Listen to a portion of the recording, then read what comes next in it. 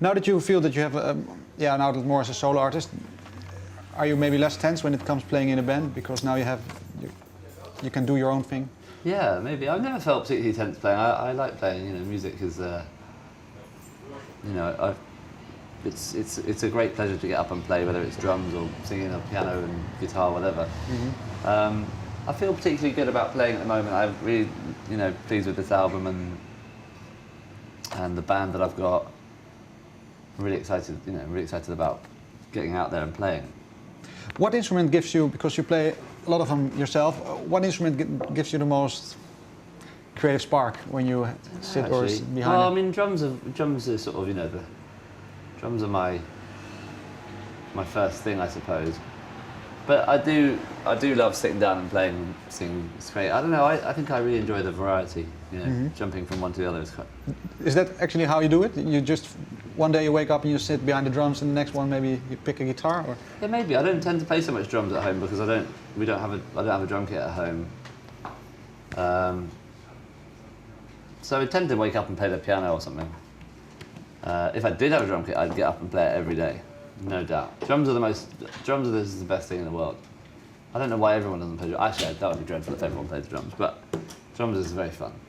But when it comes to maybe more, drums in a way, of course, also melodic, but if you pick one melodic, not really, no. Some of them, maybe if you have a big hit, yeah. But Yeah. I assume you have a smaller one. Yeah. But can you say for when it comes really to writing songs, which one? Oh, which one I? Yeah. I think the best thing for me is, and I'm sure it's different for everybody, or maybe it's not, but I like spending a few days writing songs or trying to write songs on the piano, and then moving to the guitar, because it's just, you find your way around chords that you know so well, but you find different ways around them when you shake it up and swap. You know. Do you develop in playing the same chords over and over because that's more because you played them already, or? Yeah, there's a lot of playing the same chords. I mean, there's not that many chords, there's not that many. There's only 8 notes, or I don't know if you include the black notes, but there's not that many notes in the world. There's not that many chords, so there's only so many.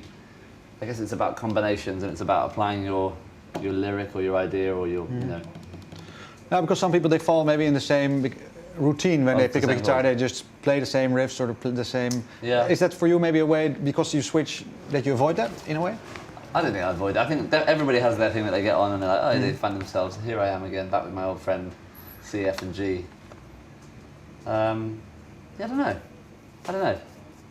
I never I try increasingly. I try and think less, try and obsess less about what I should be avoiding, and just be like, at the end of the day, a song works when a song works because like a lyric and a melody and a chord, they all fit, and that's when it gets really exciting.